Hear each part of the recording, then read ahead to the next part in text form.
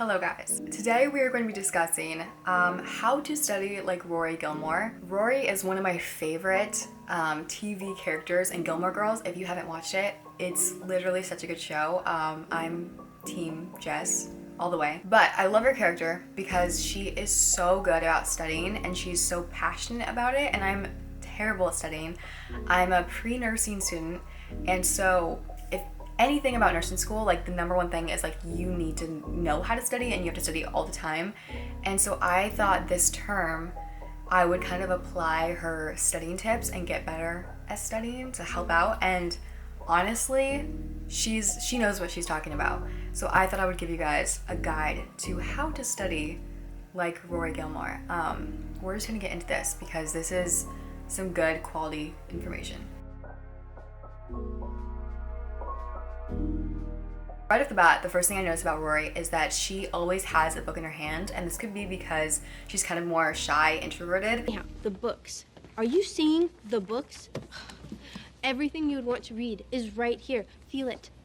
There is so many statistics about how much reading does help your brain, so I can see how this would help if you want to get better at studying. It makes us more creative because we imagine scenarios in our head and are able to picture things. Teaches us new words. For me, I noticed it really helped my attention span because being on social media and just constantly getting stimulated through your phone, just looking at pages for 30 minutes, hours on end, really helps you slow down and pay attention for longer. I wish I knew this in high school and stuff because I always thought I didn't like reading until I grabbed a good book. The first book that got me back into reading was It Ends With Us. That just started it for me, and now this year I've read 11 books, but I'm trying to get to 100. I'm gonna give you a haul of some of the books that I'm gonna read. These are just some good ideas of really good books that I've had recommended to me, and then I'm gonna show you guys Rory Gilmore's reading list of good classic books. These are some books I'm trying to read by the end of March, April. So we have Of Mice and Men, it's kind of a shorter book. The Nightingale, Turtles All the Way Down, I've heard this is great, by John Green. Me Before You, I love the movie to this. We have The Kite Runner, Not Without My Daughter. My grandma recommended this to me. She was obsessed with this book. The Course of Love, The Secret History. One of my favorite YouTubers, Ruby Lynn, was reading this, and so I thought I would give it a try. It's very thick though. The Book Thief, my sister's favorite book. We have The Five, I think this is a series. The Great Alone, I just love the title and the cover of this book.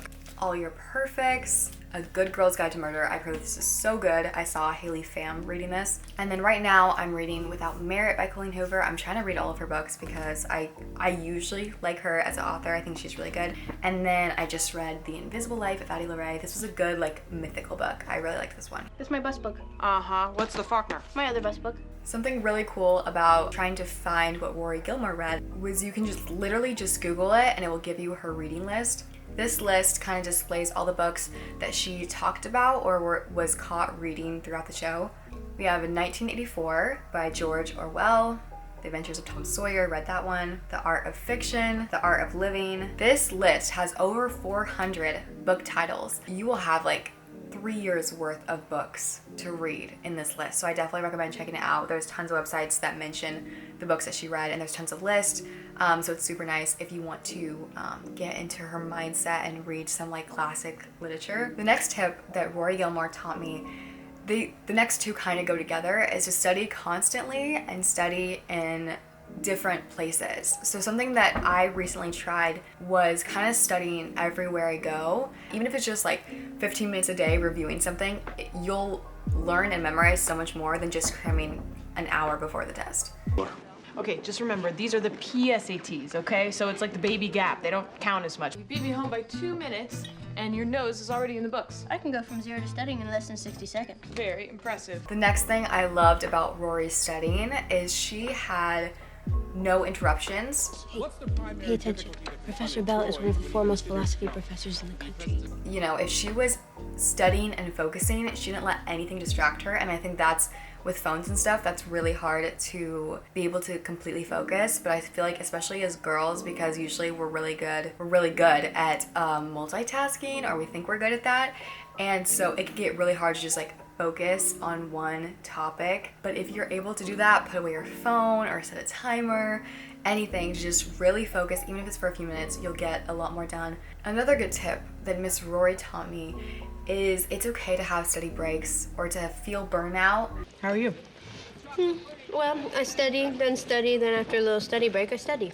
Mythology, his effort to bring under one roof the spiritual and intellectual. There were so many times where she was just like, I need a coffee, I need a snack, and for me, I used to make studying miserable, and that makes you just hate studying, and it should be something that you learn to love, especially if you know for school or whatever you're gonna have to do it for a while. So I made myself a nice setup for studying, allow myself phone breaks in between studying, and gave myself or ate like special nice snacks during my study breaks, and that really helps. The next thing I learned is there are so many different ways to study. For me, I learned that I learn best kind of like a picture. Like that's how my brain works, is I can remember like picture things super easily. Like if you give me a diagram, I will remember that way more than if I read a paragraph about what that diagram says. So that's kind of how I memorize things. I try to look at charts, pictures, diagrams, stuff like that. I feel like once you learn what study method or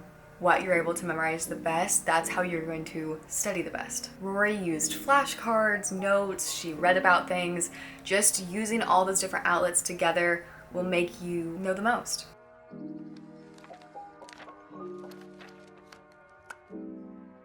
Next, she was always curious, and I feel like for me, this is something that I have to be better about, because normally I only like to learn stuff that's like on the test. Well, you're in much better shape than you want to think you are. Impossible. But you're not gonna get smarter that way, you're just gonna get a good grade that way. And so it really helps to be curious about what you're learning and to try to fully understand it for what it is, not just the portion of it. It's gonna be on the test. There's always curveballs in school. You never know what could be on the test, what could be on the homework. It's better to know everything in the full picture, and being curious and like asking questions will help you do that. I had to finish my paper. Your brain needs sleep. It can sleep when I finish my paper. I hope you guys enjoyed those Rory Gilmore studying tips.